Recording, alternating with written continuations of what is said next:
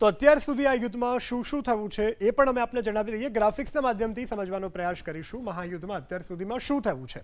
પ્રથમ સપ્તાહ 28 ફેબ્રુઆરી 6 March supreme leader Ali ખામેનાઈ માર્યા ગયા. આ પ્રથમ ઘટના યુદ્ધની હતી. ત્યારબાદ IRGC કમાન્ડર મોહમ્મદ પાકપુરનું પણ મોત થયું હતું. સેના પ્રમુખ અબ્દુલ રહીમ મેસાવીનું પણ મૃત્યુ થયું. આ મહાયુદ્ધ દરમિયાન 28થી 6 માર્ચ સુધીનો આ આખો જે યુદ્ધનો જાણકારી છે અમે આપને પહોંચાડી રહ્યા છીએ. ઈરાનના બુશર તનાંજ પરમાણુ સાઇટ પર હુમલો થયો ત્યારબાદ આ જે સમગ્ર ઘટનાઓ અત્યાર સુધી ઘટી છે તેની આ સમગ્ર જાણકારી છે. ટ્રમ્પે જીતનો દાવો કર્યો અને બાદમાં પાછળ હટ્યા.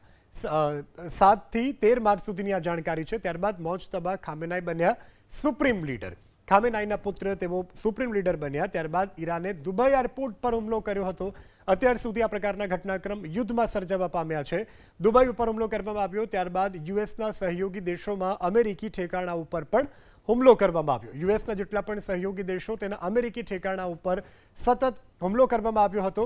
ત્યારબાદ હવે આગળ વાત કરીએ. 14 થી 20 માર્ચ એટલે કે ત્રીજું અઠવાડિયું ઈરાની સુરક્ષા પરિષદના સચિવ અલી લારીઝાની માર્યા ગયા. 14 થી 20 માર્ચ સુધીનો આ જે યુદ્ધનો સમયગાળો હતો તેમાં જે પ્રકારની ગતિવિધિઓ થઈ તે ઈરાનના સાઉથ પાર્સ ગેસ ફિલ્ડ ખાર્દ દ્વીપ ઉપર હુમલો કરવામાં આવ્યો 14 થી 20 માર્ચ દરમિયાન. ત્યારબાદ ઈરાને યુએસના F-35ને તોડી પાડવાનો પણ દાવો કર્યો હતો.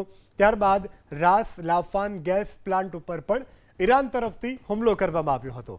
ત્યારબાદ આ પ્રકારની પરિસ્થિતિનું નિર્માણ. હવે આગળ વાત કરીએ ચોથા સપ્તાહની.